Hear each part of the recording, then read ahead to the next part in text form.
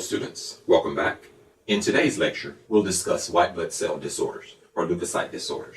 For this lecture, we'll only need a very few components. We'll need our 1 millimeter cube, which represents our microliter, and we'll need the white blood cells. We've already drawn these components, so let's show them here.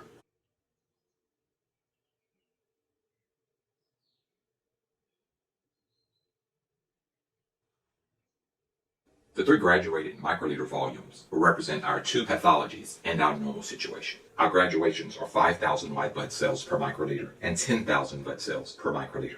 The center will show our normal situation. For the normal situation, the white blood cell count ranges from 5,000 to 10,000 white blood cells per microliter.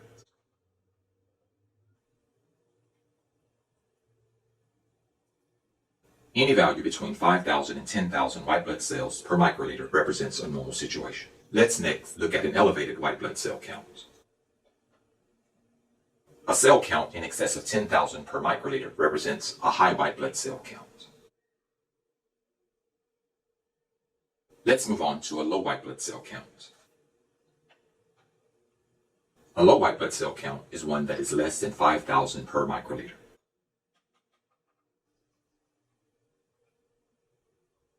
This condition is known as leukopenia. Conversely, a high white blood cell count is known as leukocytosis. Let's review what we have so far. A normal white blood cell count ranges between 5,000 and 10,000 cells per microliter. A high white blood cell count is one that is in excess of 10,000 cells per microliter. This is known as leukocytosis. A low white blood cell count is one that is less than 5,000 cells per microliter. This is known as leukopenia. There are several causes to each of these pathologies. However, I'll only mention a few of them. Let's start with causes of leukopenia. The first cause of leukopenia that we will mention is heavy metal poisoning. Among these heavy metals are arsenic, lead, and mercury.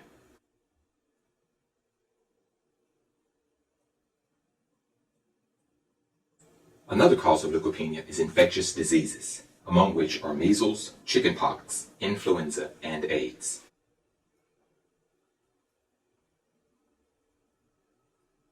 Let's next look at some of the causes that may contribute to leukocytosis.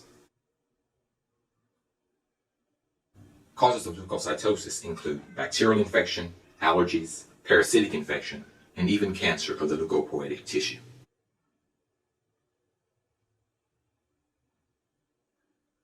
In previous lectures, we've looked at increases in specific white blood cells.